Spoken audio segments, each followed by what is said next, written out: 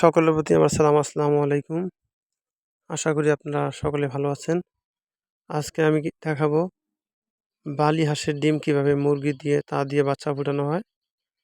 সেই কারণেই প্রথমে আমি বালি হাঁসের ডিমগুলোতে কালি দিয়ে দাগ করে নিয়েছি। তারপরে মুরগির খাঁচায় যেখানে মুরগিটা বসাবো সেখানে ডিমগুলো দিয়ে দিলাম এবং সেই সাথে মুরগির ডিমগুলো দিয়ে দিব।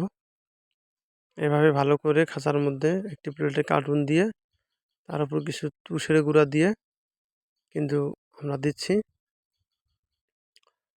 তাহলে কিন্তু তাপমাত্রাটা ভালো পাবে এবং দেখুন মুরগি কিন্তু এই ঘরে ওই যে উপরে ডিম পেড়েছে সেখান থেকে পেড়ে মুরগির ডিমগুলো তাতে বসিয়ে দিব।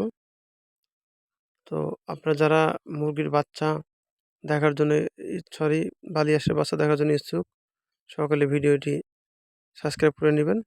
পরবর্তীতে বাচ্চা কীভাবে ফুটে সেটা দেখানো হবে।